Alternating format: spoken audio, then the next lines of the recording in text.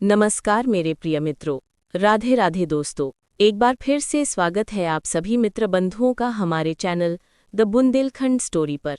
दोस्तों, एक बार माता लक्ष्मी क्षीर सागर में भगवान विष्णु के पैर दबा रही थी।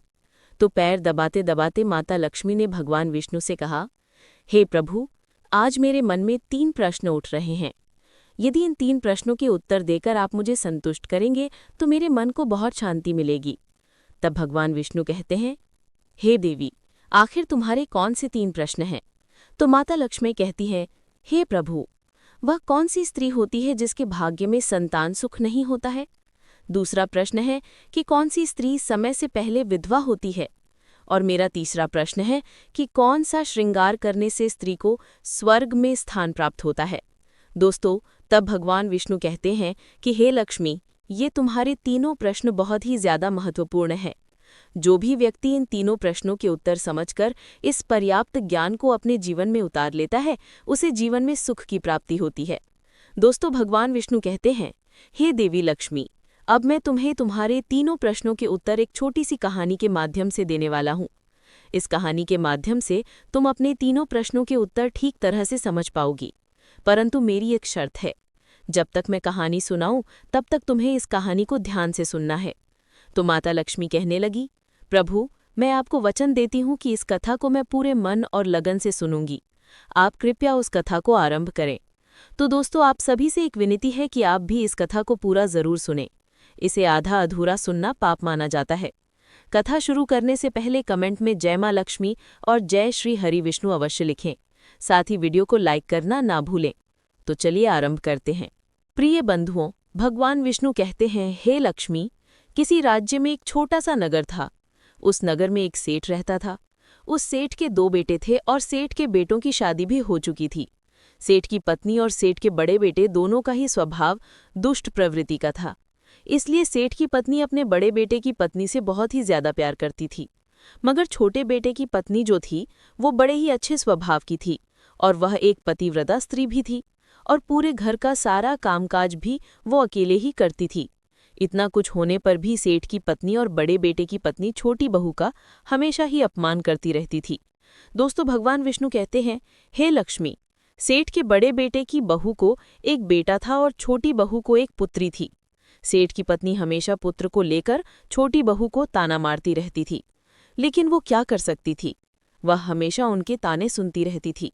दोस्तों, तब भगवान विष्णु कहते हैं, हे लक्ष्मी, अब मैं तुम्हें छोटी बहू की कहानी अच्छे तरीके से समझाता हूँ। इस कहानी से तुम्हें तुम्हारे पहले प्रश्न का उत्तर प्राप्त होगा। तुम्हारा पहला प्रश्न था कि कौन सी स्त्री के भाग्य में पुत्र की प्राप्ति नहीं होती है। तब भगवान विष्णु कहते हैं, देवी, उस सेठ की जो पत्नी थी वो पहले से ही बड़ी ही दुष्ट प्रवृत्ति की थी। उसके कुटिल स्वभाव से सभी घरवाले बहुत ही ज्यादा परेशान थे, परंतु अपनी सीधी सादी छोटी बहू को वो कुछ ज्यादा ही परेशान करती रहती थी। उसको सताने में उसको बहुत ही ज्यादा आनंद आता था। सेठ के छोटे बेटे की पत्नी का नाम सुकन्या था। बेचारी सुकन्या सुबह जल्दी उठ करके अपने कामकाज में जुट जाती थी। इतना करने पर भी सेठ की पत्नी की निगाहों में सुकन्या हमेशा खटकती रहती थी।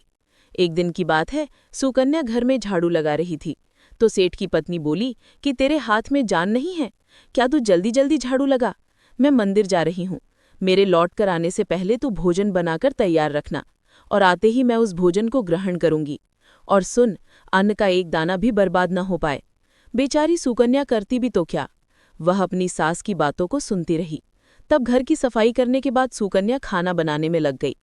खाना बनाते समय वो मन में सोच रही थी कि मैं इतना काम करने के बाद भी एक पल के लिए चैन की सांस नहीं ले पाती हूँ और मेरी सास हर समय मेरे काम में कोई ना कोई गलती निकालती रहती है। सुकन्या यह सब सोच ही रही थी, जितने में दरवाज़ा खटखटाने की आवाज़ आई। तो सुकन्या ने सोचा कि अभी तो भोजन तैयार ही हुआ है, लगता है मेरी सासू माँ जल्दी ही लौट आई हैं।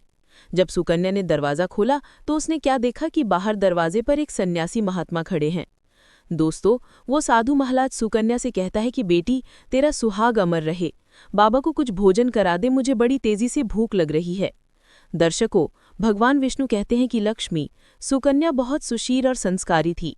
उसने सोचा कि साधु महाराज को भोजन करा तो दूं, परंतु यदि मेरी सास आ गई तो मेरी खैर नहीं। फिर कुछ देर सोच विचार करने के बाद में उसने सन्यासी को भोजन करने के लिए अंदर आने को कहा और उसी समय सुकन्या के मन में विचार आया कि सास से डरना कैसा। यदि मेरी सास आ भी जाएगी और मुझसे कुछ कहेगी तो मैं उनसे कह दूंगी कि मैं अपने हिस्से का भोजन इन महात्मा को दे रही हूँ। भगवान विष्णु कहते हैं, हे लक्ष्मी। फिर ऐसा सोच करके सुकन्या साधु को अंदर ले गई और अतिथि धर्म का पालन करते हुए उस साधु को भोजन कराने लगी।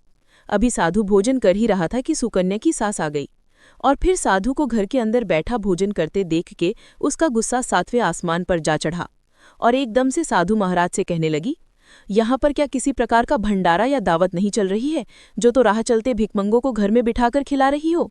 सुकन्या ने अपनी सास को रोकने की बहुत कोशिश की, परंतु उस दुष्ट स्त्री ने सन्यासी को धक्के मार मार करके घर से बाहर निकाल दिया और उसका खाना उठाकर फेंक दिया। अब उसका क्रोध सुकन्या पर टूटा और कहने लगी, अरे दुष्ट औरत, मैंने तुझे कहा था कि अन्न का एक दाना भी बर्बाद नहीं होना चाहिए, लेकिन तूने क्या किया, उस भिखमंगे को इतना सारा भोजन दे दिया। दोस्तों, भगवान विष्णु कहते हैं, हे लक्ष्मी।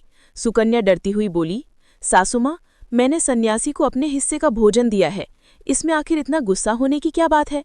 द्वार पर आए अतिथियों को कभी खाली हाथ नहीं भेजते हैं, ऐसा शास्त्र कहते हैं। भगवान विष्णु कहते हैं, इस प्रकार काफी देर तक सास बहू की तकरार चलती रही। अंत में उस कुटिल सास ने सुकन्या को भी धक्के मार मार करके घर से निकाल दिया। अब वह बेचारी रोती हुई घर का दरवाजा पीटती रह गई, परंतु उसकी सास पत्थर जैसी बन गई, उसका दिल नहीं पसीजा। अब सुकन्या के पास में एक ही रास्ता बचा था कि वह अपने मायके में लौट जाए। दर्शकों, भगवान विष्णु कहते हैं, हे लक्ष्मी। इस प्रकार सुकन्या दुखी होकर के अपने मायके के लिए निकल गई और बीच रास्ते में एक घना जंगल भी पड़ता था। सुकन्या भूख प्यास से तड़पती हुई अपने मायके के लिए चली जा रही थी।